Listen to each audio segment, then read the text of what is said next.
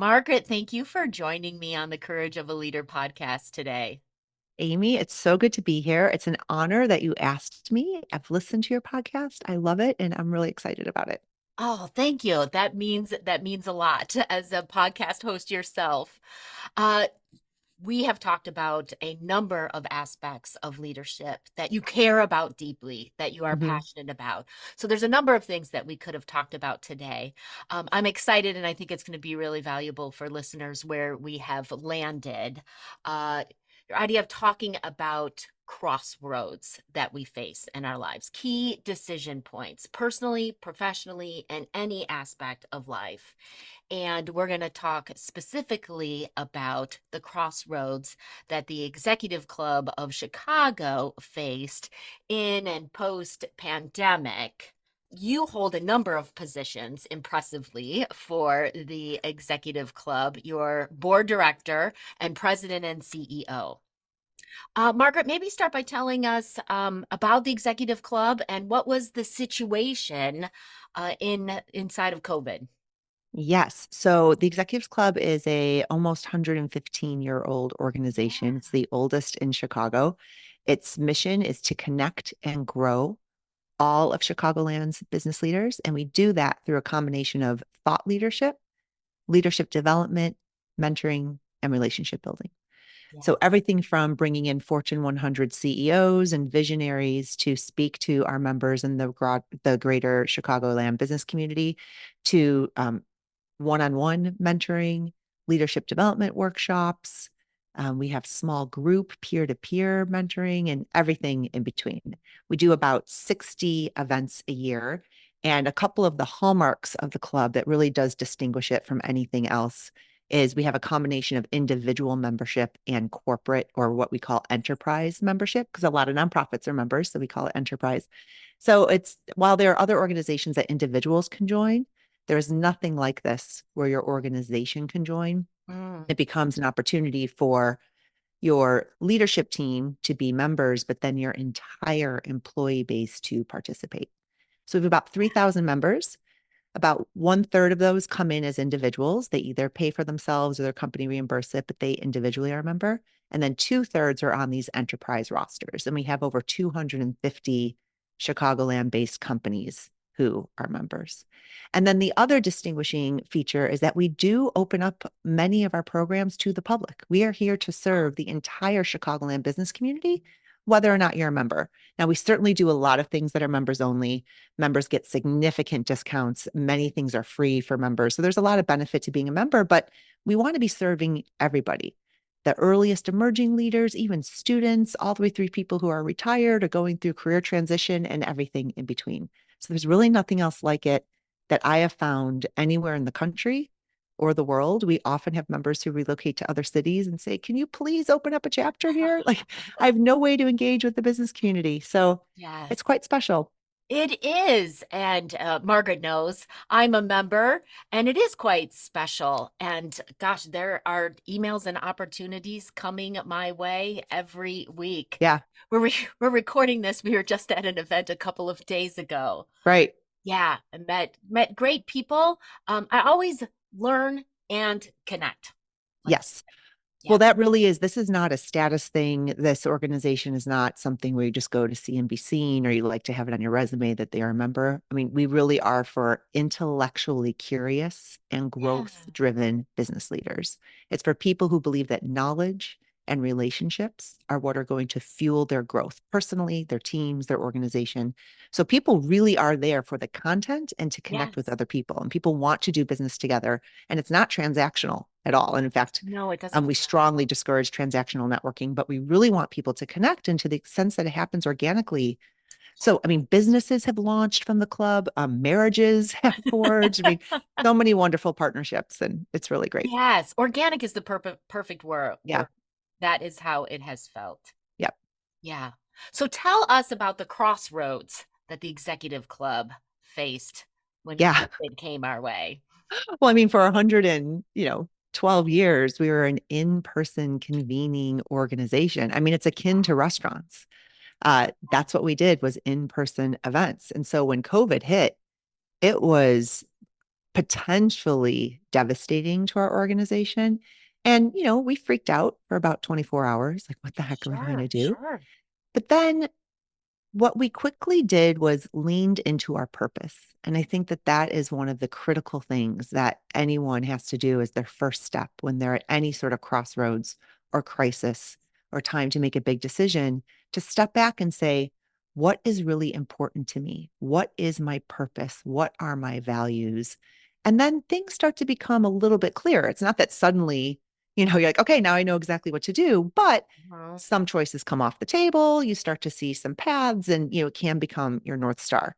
So just like the restaurants who thrived in COVID, we said that our purpose is not to bring people into hotel ballrooms and eat bad chicken sandwiches, salads, and listen to people talk at them. That's not our purpose. Yeah. Our purpose is to connect and grow the business community, and they need us more than ever. And we have a Yes. real opportunity to do this for them. Same as the restaurants. A restaurant's purpose is not to bring you into a brick and mortar building to pay for food. A Yes. restaurant's purpose is to create connection, and community through food. And the restaurants that were able to do that in creative ways Yes. really thrived. And so we thrived tremendously during COVID. We are a small organization. We don't have a marketing budget. Okay. And so, it's really word of mouth and grassroots, which is not, you know, the way that you do marketing if you quickly want to grow and scale. But in COVID, what we decided to do was make everything free for Okay. everybody, regardless of whether or not you were a member. And that was really risky, right? That could Yeah. really devalue the membership proposition. Mm-hmm. However, we felt like, well, the membership proposition is already um, devalued a bit because people can't get together. And so let's not worry about that right now. But if Okay. our mission is to connect and grow everybody and they need us more than ever, let's just lean into that. And we did, I'd say, 3 or 4 programs a week. We Wow. started this, Yep. these Coffee and Connect, this 8 a.m. Monday through Thursday executive in residence program. And we had someone who was a critical leader in a number of things that organizations were really struggling with. I mean, think about those first few weeks. We had employment attorneys. We had Mm-hmm. bankers talking about how to get a PPP loan. We had executive coaches talking about how to talk with your team, and everything in between. And people were signing on like every single morning, and we ran it like a Zoom meeting, not, a program. And Yeah. so it was just open forum. They would give a little spiel and then just open it up and people would talk. And what am I struggling with my business? And it was transformative for people and it became a sampling strategy. So we were Love reaching this. all these people Yeah. that had never actually been to an executives club event, but then were signing on and saying, this is really great. And so they were signing on and paying for memberships during a time where we were offering everything for free. We're Wow. actually growing during this time because the value was becoming so apparent. And Yeah. so, we were delivering such phenomenal value that people wanted to join and they wanted to pay for it because they were really appreciating what they got out of it. Love this, Margaret. Instead of going into the panic, Right. right? And maybe we can give ourselves a moment to panic, right? When something changes in our world, right? Or when there's a new opportunity that comes up for us professionally or personally. Do I do this? Do I not? Lean into purpose, Yes. right? Yes. That And really is instead of step one. thinking about how you do what you do, why do we do what we do? Right. We protect and grow. And then you found these really valuable, relevant, immediately needed ways to do so. Right. So leaning into that purpose. I love it. Yep. Because that what I think is much more important than the how. The how can happen all sorts of ways, right? You can do it this way, this way, this way. Now, there has been several leaders who have said the how is more important than the what. And so I've talked with them about it, said, oh, I actually say the opposite. But I see what they're saying because the how is equally important because there are certain ways you can do things Mhm. that are, devaluing. So I've kind of countered my or augmented my statement a little bit. The Okay. how is also important because there are ways that you can get to a what that aren't so great for you or your stakeholders. But really Yes. focus on the what. What are you trying to do? And then there are multiple hows. Especially if there's some hows that go away. Right. like is what happened Right. with COVID, right? Okay, Right. now let's lean into our purpose, really be grounded in that and what we want to provide. And now Right. of the remaining house, what do we want to pursue? And then we almost, we over delivered so successfully in that virtual world. And that when we came back to in person, the messages we kept getting is everyone is craving in person. People are sick and tired of Zoom. And so we swung the pendulum back all the way to in person. Okay. And we realized that for many of our big corporate partners, like I said, we have about 250 companies in Chicago that are members. They were missing the virtual because Okay. what they were loving is that we could reach their entire employee base. So Yeah. they were able to send out these things to their employees all over the country, if not all over the world. Like, Not we're just part of this Chicago. club. Yeah. There's this phenomenal program, this speaker XYZ on this topic, and tune in and listen. And then that all went away. Okay. And so we are now striking the balance and swinging the pendulum a little bit back towards the center. So we are doing live streaming for our Okay. corporate partners and sponsors because they are the ones sponsoring these events and putting money towards as a corporate partner. And so we are giving them live stream links that they can use for their employees and for their clients. So it is interesting. I mean, you also have to think about overcorrection, Yeah. because there are certain things that people we innovated so much during the pandemic. I mean, there were some tremendous positive innovations that came out of it. I mean, I'm That's, just thinking, I live in Chicago, yeah. right? And so think about the outdoor street closings and sidewalk seating for restaurants. Yep. I mean, there were certain weeks where, like, Southport is a street I live off of, Yes. and there was like one week where they just closed down Southport and everyone puts their tables into the streets. And that was tremendous. I mean, Yes. so much community. Yes. The restaurants were able to do twice as much volume, right? And all of this. And then that kind of went away, but you can tell they're bringing it back now. I just got a Yes. notice from the city that, sidewalk and street permits are now open for application for the summer. So that was something that we should not have just gone back to business as The usual. restaurant down the street from us, Margaret, never put away their Yeah, structure that they built outside. They had a it's permit for it. tremendous. It stays there. Yeah. Yeah. Literally changed the way that our streets look. Yes. Yes. So that's just like one example of something that was a tremendous innovation that was so good for business, good for customers that we need to keep going with. Yes. Margaret, I'm going to pause this right here and tell listeners more about you. Margaret Mueller, with over 20 years of experience as a board member, C-suite executive, civic leader, she has a proven track record of driving growth and impact in business and society. She is a board director and the president CEO of the Executives Club of Chicago, like we've been talking about. As an operating partner at Tilia Holdings, Margaret leads the Tilia Innovation Collaboratory, a platform that enhances safety, nutrition, and sustainability in the global food supply chain through middle market control investments. Through these roles, Margaret leverages her expertise in governance, succession planning, enterprise risk management, supply chains, marketing, and M&A to create value for her stakeholders, partners, and communities. She's passionate about advancing corporate social responsibility, diversity and inclusion, digital transformation, and sustainability. Thank you for being here, Margaret, and sharing your expertise with the Courage of a Leader listeners. Thank you. I'm excited to be here. Yeah. So it's one thing to say, okay, we're leaning into our purpose. Here's how we want to provide value right now. That's daunting. That's a lot of rework. I mean, this is completely changing how Right. you operated. Right. How do you keep the faith and keep the positive mindset when there's this overwhelming task? Well, I don't have any scientific evidence around this, but I've grown businesses, I've started businesses, and then I've had these turnaround and crisis situations. And to me, a lot of it is very similar. It's very entrepreneurial. Mm, So what you have to, it's kind of like starting a new company where you say, okay, if we were to launch this company today, what would we be doing? And so you have to just, like, there are no sacred cows. You have to stop with the, well, this is how we used to do things. It doesn't matter. It's a brave new world. And you have like to be slate. willing to um, try new things, experiment. I mean, we did some things that really didn't work. We experimented with all sorts of things. And you have to balance that, though, with having your team not go crazy. I mean, there is this risk of organizational whiplash, right? And that's where, like I said, when we had these executive and residence sessions, many of them were with executive coaches, helping leaders coach their teams through this because that's what a lot of companies were doing.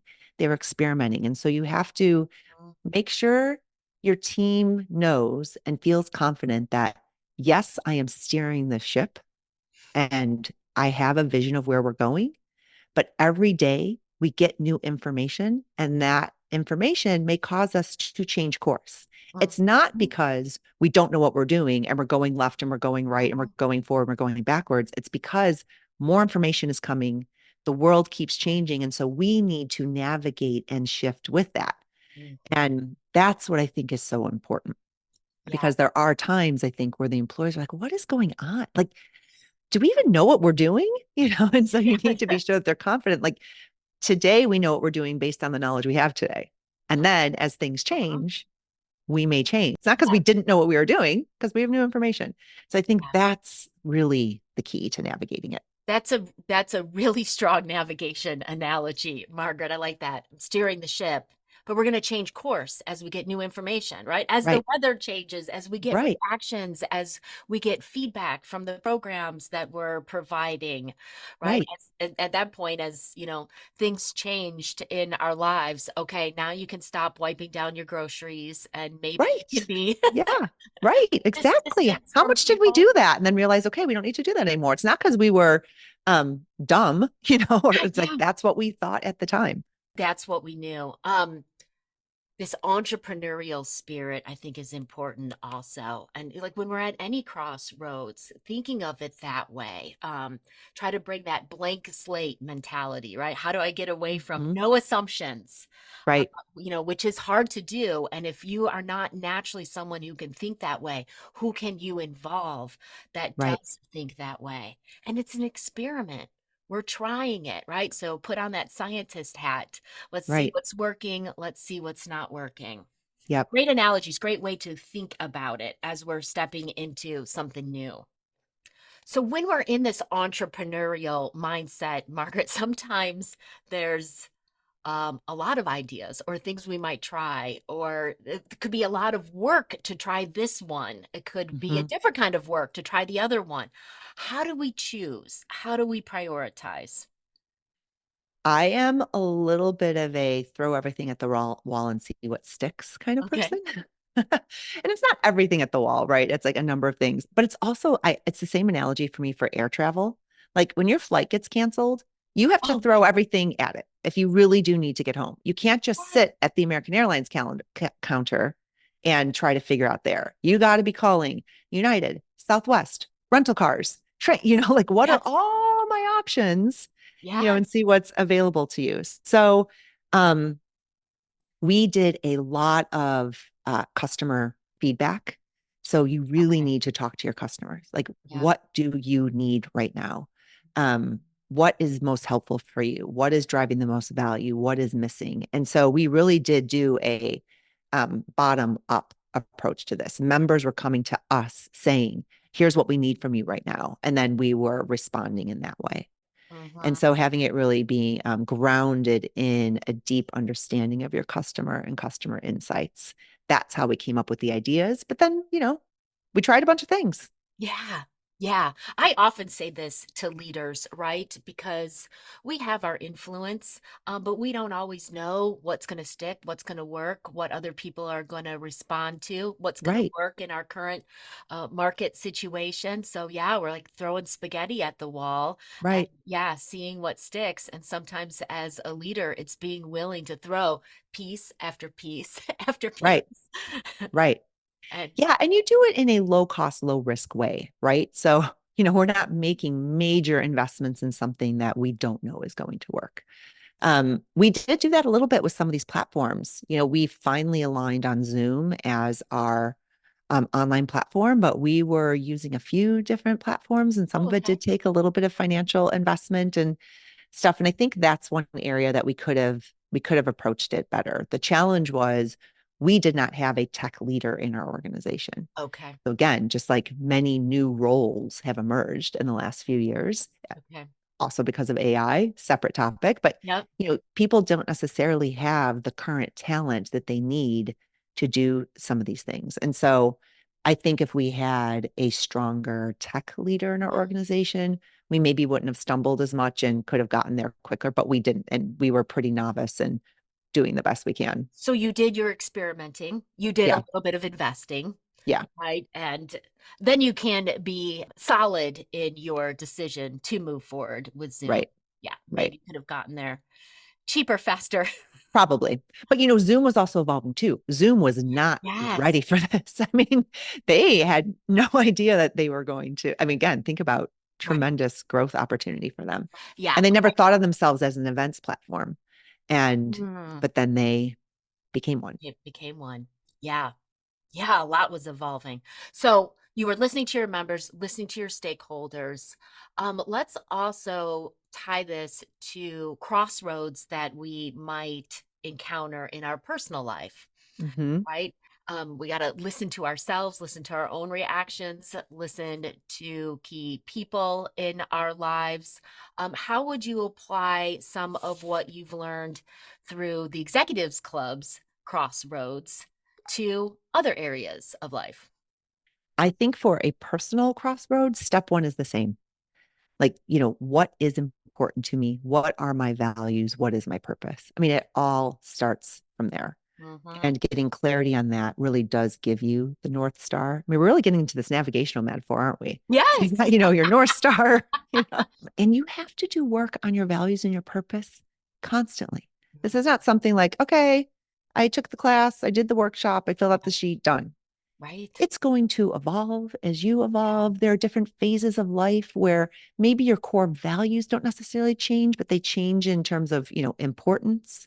Hmm. So, like my core values are authenticity, community, health and well being, integrity, and family. Those are the things that are just absolutely critical for me. I Hmm. have two little kids in third grade. Yeah. Right now, spending time with my family is way up there. Yeah. When they were babies and when they're out of the house, that's going to look different. It's not that my family is no longer going to be important, but it's going to change the decisions that I make. Right now, I make certain decisions about my work life, my personal life because of that.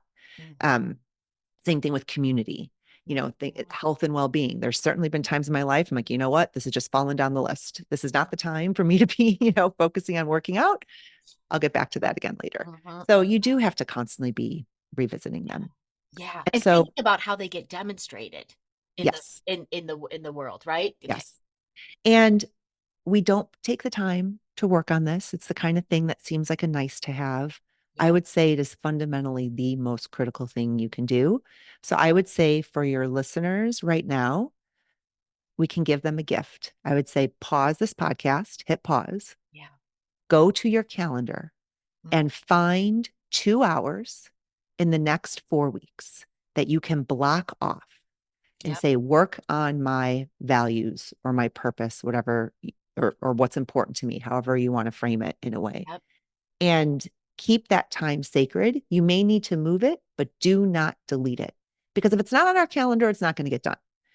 So I would say to Right. everyone listening, please do that. Pause right now, go put the time on your calendar, and that will be the best gift that you can give to yourself this month. Love it. Margaret, I can't tell you how many times leaders show up in the programs that I deliver and they're like, wow, the most valuable thing here is getting some time to just reflect Oh, and to think about my leadership, my career, what I want for my work and my life. And I mean, I'll sheepishly admit that when I first started doing values work, it was like, oh, yeah, that feels good. That's validating. But when I really started using those values day to day to mm-hmm. make my choices, to decide, okay, something doesn't feel right. Oh, well, if I look at my values, like these two are not being expressed Right, inside of this work. How can I bring them? How can I incorporate them? right. Or if I can't, is this something I need to release because it's not aligned fully enough with my values and what's Yep, important to me? yep, exactly. So you want to have those values in place, I'm hearing, Margaret, when we get to a crossroads, we can look to them. Right, exactly. Yeah.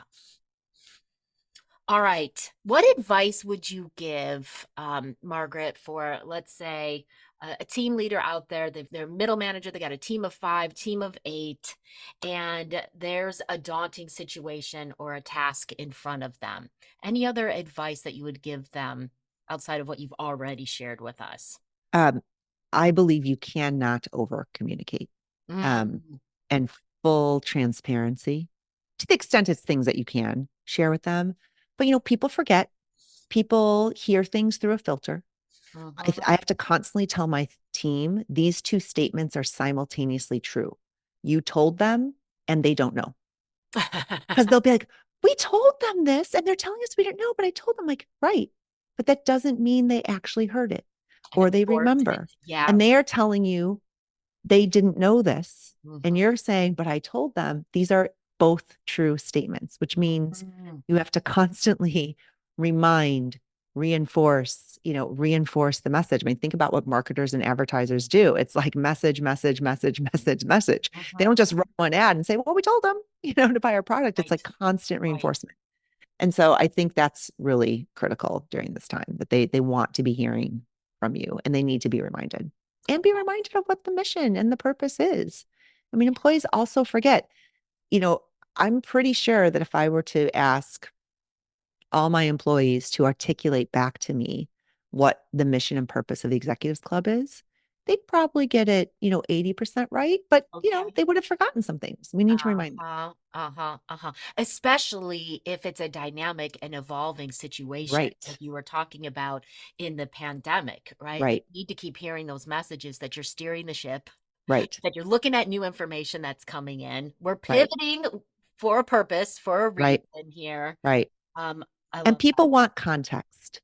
Yeah, How important that is, especially to get people on board and to be able to get behind you in what you're doing. They want more context. You can't just tell them, we're doing this now.